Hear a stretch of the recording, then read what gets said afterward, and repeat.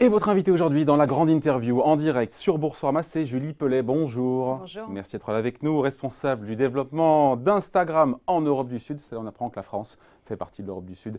Mais c'est un autre sujet. Bon, Instagram, ça ne sert pas seulement à poster des clichés sympathiques de soi-même dans tous les sens.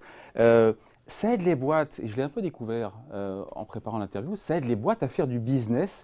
Les entreprises se servent notamment d'Instagram pour développer le business. C'est ça, c'est vraiment une réalité. Bien entendu. D'ailleurs, on accompagne à la fois les petites entreprises, les moyennes comme les plus grandes. Aujourd'hui, Instagram, c'est 700 millions de personnes. Dans le monde. Dans le monde. En France, j'ai le chiffre, 10 millions d'inscrits en France. On ne communique pas encore sur les chiffres pour la France, donc je laisserai cette question sans réponse. 10 millions, je ne suis pas loin. Je ne peux pas commenter sur les chiffres, mais ça viendra. 700 millions dans le monde, 400 millions qui se connectent tous les jours. Donc forcément, c'est une audience qui est globale, qui est présente, et c'est une opportunité pour les entreprises de toucher leurs clients ou potentiels clients. Les entreprises qui ont des produits, donc c'est un peu, c'est une vitrine, c'est ça? Ça sert de vitrine Instagram. Je réfléchis comment une TPE... une PME, une TPE peut développer concrètement son business. Elle met ses produits en photo, c'est ça? Ou ce n'est pas que ça quand même? Aujourd'hui, les entreprises utilisent Instagram comme une vitrine, mais pas seulement pour présenter leurs produits, mais pour vraiment inspirer. Donc elles peuvent aussi partager finalement l'histoire de leur entreprise, mettre en avant leurs employés, bien entendu mettre en avant leurs produits et leurs services, et ensuite engager, faire de la publicité pour renvoyer le trafic, soit vers leur lieu physique, ça peut être par exemple une boulangerie, une boucherie ou un magasin, soit renvoyer vers un site internet ou une application mobile.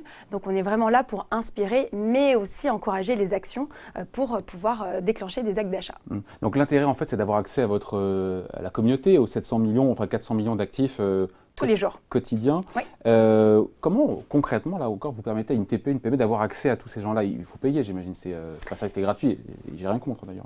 Alors il y a deux façons d'accéder, en tout cas d'utiliser les outils Instagram pour une entreprise. Elles ont d'abord toute la partie qui est gratuite, qui est le fait d'avoir un compte Instagram et de pouvoir transformer son compte en profil entreprise, ce qui est entièrement gratuit, ce qui va leur permettre finalement de gérer la façon de publier leurs produits, leurs photos et vidéos sur leur compte, mais aussi d'avoir accès à des statistiques qui vont leur permettre d'améliorer leur façon de publier. Statistiques sur quoi par exemple? Par exemple sur les personnes qui vont engager avec leurs produits. Par exemple, on a lancé un nouveau outil qui permet de sauvegarder un contenu photo ou vidéo pour un utilisateur. Ça, c'est des intentions, des signaux d'intention en tout cas pour une marque qui sont importants parce qu'elles vont pouvoir réutiliser ces signaux en disant ce produit-là, il a été sauvegardé par tant de personnes sur Instagram. Ça veut dire qu'il y a un intérêt pour les utilisateurs de pouvoir acheter et donc elles vont pouvoir réutiliser ces signaux-là pour pouvoir créer des campagnes et par exemple des campagnes publicitaires pour aller chercher une audience au-delà des personnes qui les suivent sur leur compte, d'aller toucher une cible publicitaire comme elles le feraient sur n'importe quel autre média. Cible qui doit acheter in fine. Et donc, il y a un bouton, j'ai vu, c'est un bouton qui a été créé sur Instagram, c'était en fin d'année dernière, le bouton « Acheter » pour commander en direct ou être renvoyé vers le site pour le coup de la marque pour acheter le produit. C'est en phase de test ou c'est en réel? C'est aux États-Unis, c'est ça, non? Oui, alors il y a deux choses dans cette question. Il y a deux étapes. La première, c'est qu'on a lancé les liens d'action qui existent maintenant depuis 2 ans et demi, où une entreprise peut mettre un lien d'action pour renvoyer du trafic vers son site internet ou vers une boutique physique. Et donc c'est ce petit call to action. Acheter maintenant, non, ça va avec de la publicité, donc on met de l'argent derrière pour pouvoir toucher cette cible-là. Et ensuite, on a un nouveau test qu'on est en train de faire aux États-Unis pour le moment, qui est shopping et qui est en fait la possibilité pour une entreprise de taguer jusqu'à 5 produits sur une photo et de donner en fait l'opportunité à un client de pouvoir en savoir plus avant d'aller acheter sur ces produits-là. Donc on va avoir la possibilité d'avoir une description des produits, d'avoir le prix avant de sortir de l'expérience Instagram. Et cette étape-là, elle est importante parce que quand on est dans un espace mobile, et je le rappelle, Instagram c'est 100% mobile, et la plupart de nos utilisateurs aujourd'hui, c'est des mobile first users, donc ils sont nés avec un téléphone mobile dans la main. Du coup, c'est important de leur donner plus de temps pour découvrir ces produits-là et de les encourager à prendre des actions et à passer à l'acte d'achat. Bon, les montants pour une TPE, encore une fois, qui se lance, quels sont les montants en jeu pour pouvoir justement avoir accès aux outils qui sont payants ou faire de la pub? Alors, seulement la publicité est payante, tout le reste, tout est gratuit. C'est pour ça que les TPE et PME sont vraiment intéressés. On a fait une étude avec Ipsos justement récemment qui montre qu'aujourd'hui Instagram permet pour 53% d'entre elles d'améliorer ou d'augmenter leurs ventes grâce à Instagram. Donc on sent le potentiel. La moitié augmente leurs ventes grâce à Instagram. Tout à fait. Dans quelle proportion? C'est-à-dire? Dans quelle proportion les ventes sont augmentées? Ah, les ventes, je n'ai pas de statistiques directement. 0,3%. Non, bah, c'est une étude qui est faite par Ipsos et ce sont sur des entreprises et TPE-PME qui sont sur Instagram, qui ont été interrogées sur le pouvoir d'Instagram justement, sur leur capacité à intégrer Instagram dans leur stratégie et l'impact que ça a. Donc du coup, c'est important pour nous de continuer à les accompagner et si elles veulent aller plus loin, bien entendu, elles peuvent lancer des publicités. Alors combien? Tout type de budget. Elles peuvent investir 5 € comme pour l'entrepreneur qui se lance comme ça, pour quelques euros, pour quelques centaines d'euros, c'est ça? Tout à fait, tout à fait. Il n'y a pas de minimum et il n'y a pas de maximum. Donc c'est vraiment en fonction des personnes qu'elles veulent cibler qu'elles vont pouvoir investir le budget marketing. Qu'on comprenne bien, Julie Pellet, quelques exemples de petites boîtes, vous avez dû en voir passer des tonnes, enfin en tout cas pas mal j'imagine, qui sont parties de rien ou pas grand-chose et qui pour le coup se sont servis d'Instagram comme d'un outil justement de business development. Quelques exemples comme ça. Oui, je vous donne un exemple. Peppermint, Jean-Marc et Alexandra qui ont lancé cette marque de papier peint sur Instagram. Aujourd'hui, 80% de leurs clients viennent d'Instagram. Donc tout a commencé grâce à Instagram. Tout a commencé grâce à Instagram. Je veux dire, ils ont eu fait eux-mêmes, c'est des entrepreneurs, bien sûr. Ils sont talentueux, mais en tout cas, le fait d'avoir lancé leur présence sur Instagram leur ont permis de développer leur entreprise entièrement et du coup de générer... Qu'est-ce qu'ils ont fait concrètement comme action? En fait, ils ont vraiment posté sur Instagram, enfin ils ont utilisé Instagram comme leur vitrine, c'est-à-dire qu'ils vont poster leur papier peint, des exemples d'intérieurs qui ont utilisé justement leurs différents produits. Et donc c'est une source d'inspiration, c'est une manière aussi d'aller chercher des clients à l'international. On l'oublie souvent, mais Instagram, c'est une communauté internationale, donc pour beaucoup d'entreprises, ça leur permet d'aller chercher des personnes aussi en dehors de la France et du coup de se développer au-delà de nos frontières. Autre exemple, à part Peppermint, tout à fait. Peppermint. Coucou Suzette, qui est la fondatrice Juliette. Des bijoux. Juliette Mallet, qui fait des bijoux, des pins, des chaussettes, elle fait plein d'accessoires. Ah oui, mais parce que j'adore cette marque-là, j'ai des super pins de Coucou Suzette. Alors c'est quoi? C'est des bijoux? C'est des bijoux, c'est des accessoires de mode, donc des chaussettes, des pins. Coucou Suzette, c'est pareil, quand elle a lancé sa marque sur Instagram, aujourd'hui, elle arrive à aller chercher près de 80% de son audience à l'international. Donc les US et l'Asie sont aujourd'hui ses premières sources de clients. Donc voilà, ça permet de développer sa marque en dehors de la France. Bon, et donc il y a des marques, enfin des gens qui se sont lancés et qui ont réussi à développer leur business uniquement grâce, encore une fois, à Instagram. Ça c'est intéressant. Ces marques-là ont payé, pour le coup, Coucou Suzette ou... On a les deux types d'exemples. Peppermint. Ouais. On a les deux types d'exemples. Il va y avoir des marques qui vont payer pour les booster et pour aller toucher leur audience et d'autres qui utilisent seulement Instagram de manière organique. Bon, il y a quelques jours, il y avait à Paris, c'est vous qui l'avez lancé, le premier salon des Instapreneurs. Vous avez réuni, je ne sais pas, quelques dizaines pour le coup d'entrepreneurs qui ont réussi à développer leur business sur les réseaux sociaux. Qu'est-ce qu'ils ont tous en commun? Ceux qui étaient là. On a réuni 50 entrepreneurs qui ont réussi à développer leur business grâce à Instagram. Ce sont des personnes qui ont vraiment compris comment mettre Instagram au centre de leur stratégie pour pouvoir générer, bien entendu, des actions visibles.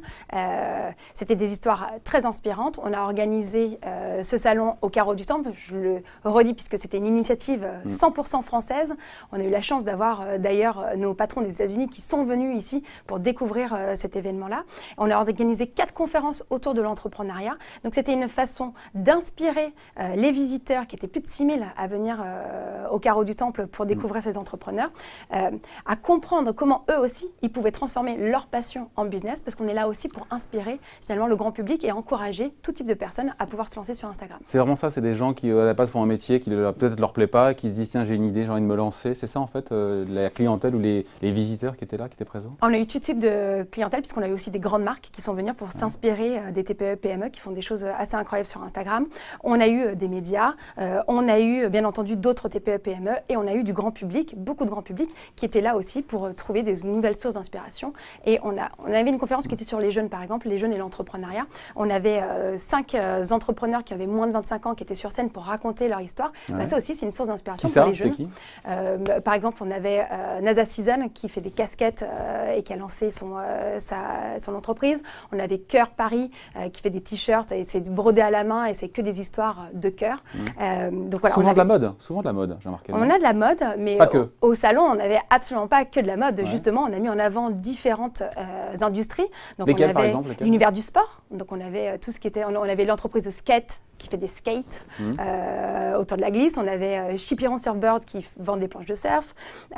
Autour de tout ce qui est végétation, on avait Monsieur Marguerite qui vend des bouquets de fleurs. Enfin, on avait plein d'industries qui étaient quand même représentées pour montrer justement la diversité.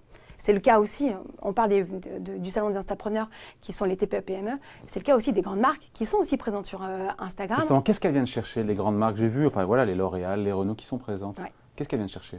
De la même manière que sur n'importe quel autre média, elles vont avoir la possibilité… Elles sont déjà connues, elles sont déjà puissantes, elles sont omniprésentes. Oui, mais sur Instagram, je vous le répète, 400 millions de personnes qui se connectent tous les jours, 700 millions tous les mois. Donc du coup, pour une grande marque, elles ont la possibilité d'engager directement avec leur audience sur Instagram. Donc ça, c'est un moyen de les inspirer, mais aussi de continuer à faire passer leur message de marque. Donc on a des marques comme L'Oréal, comme Renault. Renault qui est un super exemple puisqu'on a eu la chance de les avoir comme bêta-testeurs pour le lancement de ads, enfin des publicités dans les stories. Stories, je vous le répète, ce sont ces formats éphémères qui ne vivent que 24 heures. Et du coup, Renault a été un partenaire de ce lancement-là. Et on vient juste de publier une étude de cas avec eux qui montre des résultats assez incroyables sur justement la pertinence et l'efficacité de ces nouveaux formats publicitaires. Donc on peut faire du business grâce à Instagram, c'est pas uniquement fait pour prendre des petits clichés sympas. Mais si je vous comprends bien, Julie Pellet, ça veut dire qu'il faut imaginer du contenu, c'est pas seulement voilà, la photo de l'objet que l'on vend, il faut raconter une histoire, il faut inventer finalement des contenus mobiles, des photos, des histoires à raconter. Alors, spécifiquement pour Instagram ou pour les réseaux sociaux au sens large? Oui, en tout cas sur Instagram, vous avez aussi la communauté qui est source de créativité. Donc forcément pour une marque, ça va être comment on raconte son histoire. On appelle ça du storytelling. Donc au lieu de il y en a partout, poster, il y en a en politique. Il y en a de partout, on fait du storytelling de partout. Mais c'est une opportunité en tout cas pour eux, entre leur compte d'entreprise et les stories, de pouvoir raconter des histoires différentes.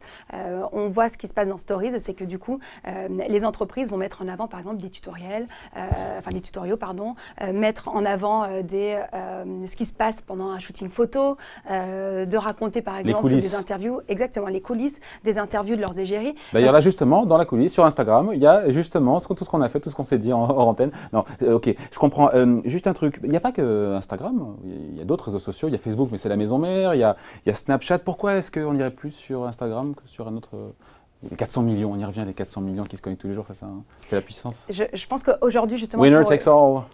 Exactement, mais aujourd'hui, pour une entreprise, le fait d'engager avec leur audience, d'avoir tous ces outils qui leur permettent aussi de renforcer les liens avec leur audience, que ce soit du contenu permanent et du contenu éphémère, leur permet de driver des actions. Et à la fin, ce qu'on cherche, c'est bien entendu aider ces entreprises-là à faire du business. Donc on est vraiment là pour les accompagner à avoir les meilleurs résultats possibles. Bon, les innovations à venir, à quoi ça ressemblera Instagram l'année prochaine ou dans les prochains mois pour aider encore une fois à développer, à faire du business? Alors, on continue d'améliorer cette expérience dans Stories, donc ces contenus éphémères, parce qu'aujourd'hui, pour nous, on a plus de 250 millions de personnes qui sont présentes dans Stories tous les jours. Ça aussi, c'est une croissance assez incroyable, puisqu'on avait annoncé 200 millions au mois d'avril, on est à 250 millions au mois de… on a annoncé ça fin juin, donc en 3 mois, plus de 50 millions en plus d'utilisateurs. Pour nous, ce n'est pas un nouveau format, c'est vraiment une nouvelle manière de communiquer. Donc du coup, on encourage aussi les marques à comprendre comment utiliser ce nouveau format et à créer du contenu éphémère.